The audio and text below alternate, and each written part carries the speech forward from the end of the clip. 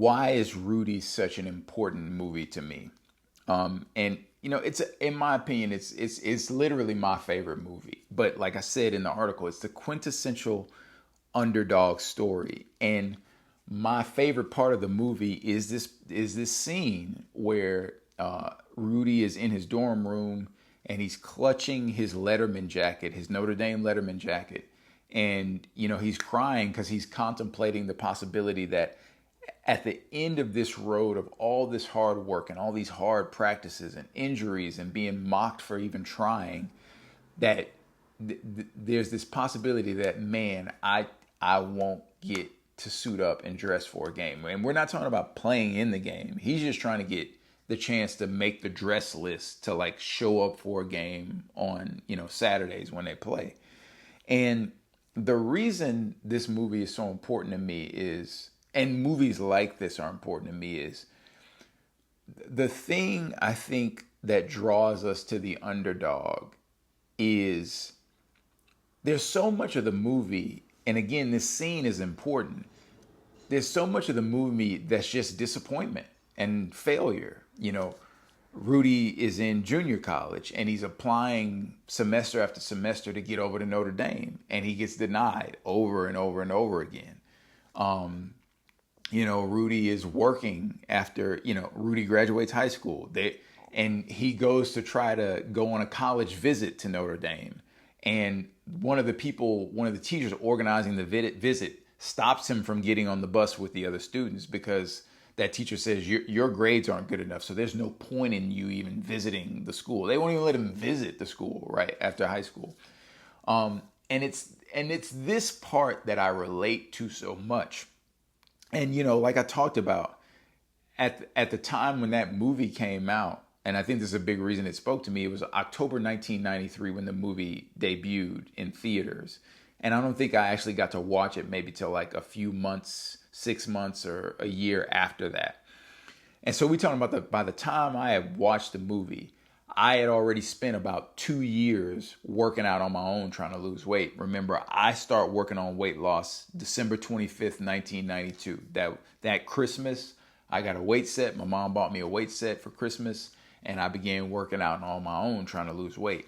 And so by this point, 2 years in, 2 summers in of brutalizing myself trying to work out, lose weight, I'm recognizing wholeheartedly, like, man, this is going to be a lot harder than maybe I ever even perceived it being. But I'm committed to keep trying. And like I described in the article, the hardest part for me was I was putting in so much work and putting in so much effort on my own, and going back to school every year, going right back to being bullied every year, teased every year, watching sports from the sideline, being excluded from things because of the way I looked, being talked about in any kind of way because I was overweight, et cetera, et cetera, et cetera. Like, again, it can be maddening when you're trying to, like, you want so desperately to get to this place, reach this goal, achieve this dream, and it always seems out of reach. Especially like when you look around and it seems like other people are prospering and having fun, and maybe they're having fun at your expense, right? And I think one of the things that I didn't realize then, part of the reason I think in the movie, well, I don't know why people are mocking Rudy. I don't know this man's true life story. I don't know how it went. But I presume part of the reason people belittle and mock other people who are chasing like the unlikely and chasing the hard thing or trying to achieve some, crazy idea or dream.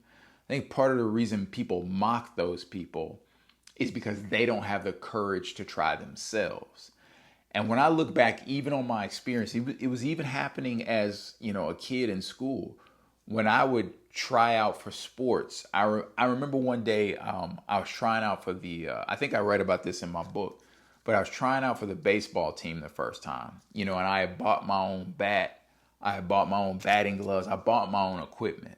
And, I was trash at baseball, certainly, especially when I first tried out. Like, I hadn't had any real exposure to the game, but I really wanted to play and I really wanted to try out. So if I want to try out, of course, the first thing to do is get the equipment required to play the game. And I remember one of the other guys at the tryout, he was a fairly decent player. I remember he came up to me and he asked me, why would you spend money on this equipment when you knew how bad, basically how bad you were at the game? And I remember just telling him like, well, I want to play. Like, I know I'm not as good as you guys, but I want to play. So isn't the fundamental thing to do is to buy the equipment so I can at least have the right equipment to play the game, even if I'm not good at it? I can't begin to get good if I don't have the equipment to play. But this is the difference between this mentality of being controlled by fear versus having the courage to overcome. It's what he's looking for is a guaranteed route that does not include any pain and disappointment. I already understand at this point in my life. I mean, I think I'm like 13 or 14. At this point in my life, I understand pain and disappointment are just a part of the process. So I'm going to go ahead and try to do what I want to do and let the chips fall where they may.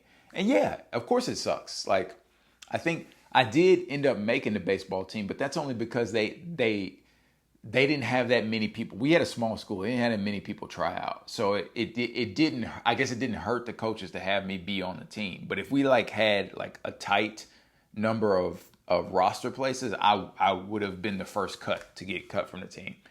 And so again, the reason this is important is because in my life, what I found is by pursuing the things that I want to pursue, a lot of times that just invites failure and it invites disappointment. Like if I actually try to go after things that are hard, that just invites disappointment.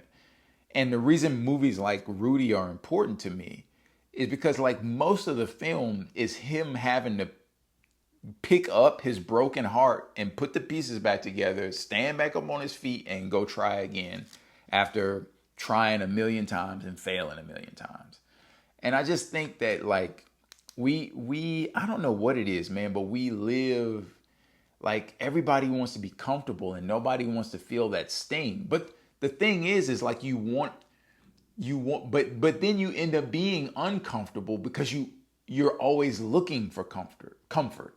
And what are you uncomfortable about? It's like you're weak. You can't handle any stress. You can't handle any problems.